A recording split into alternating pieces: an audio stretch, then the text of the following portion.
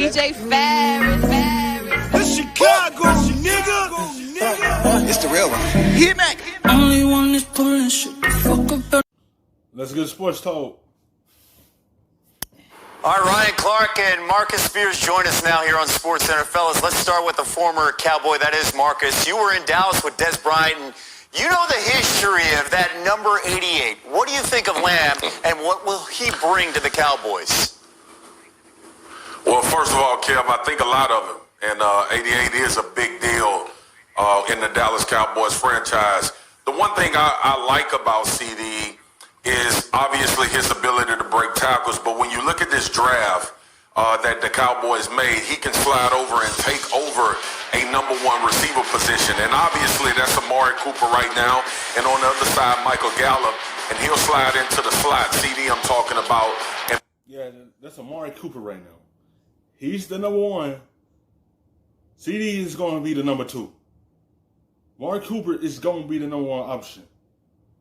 Because they is not just going to let a rookie come in here and be the number one off rip if they already got a number one wide receiver. If they got a 1-2 punch and Cooper and CeeDee Lamb, and he's going to make a big impact for Dak. And it's going to take the pressure off of Amari Cooper. It's going to help Amari be open a lot more. That's the main reason that you see that he tend to struggle, because everything was on him. Now you see him getting double teamed. You know, Gallup, he's solid, but I feel like they dragged CeeDee Lamb to look for another wide receiver, like a number two option alongside Amari Cooper. You know, Gallup could be that number three. They still got three good wide receivers on their roster, and I feel like he's gonna make an impact with Dallas his rookie year.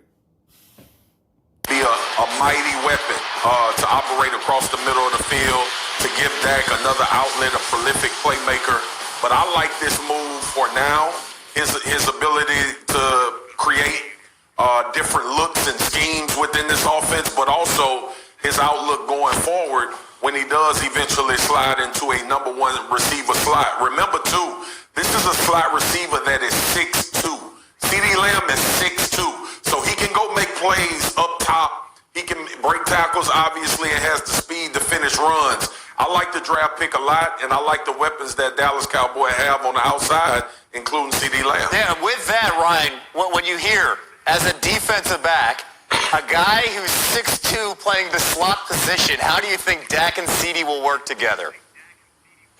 Hey, listen, that's going to be exciting. I really don't appreciate you guys always going to Marcus first when it's about the Dallas Cowboys, because we know that he's going to be extremely biased when talking about him. But at least right now, he's right. When you got a guy like CeeDee Lamb that can slide into the slot, we saw him do that in Oklahoma for Lincoln Riley. This is going to be a prolific connection. And you have two guys on the outside in Gallup and Amari Cooper who had 1,000 yards, so he won't be doubled in there. And think about guys like Randall Cobb, Greg Jennings, Donald Driver, all of these guys who played the slot for. Yeah, see what I mean? Like, that's adding on another weapon. Because Gallup already solid.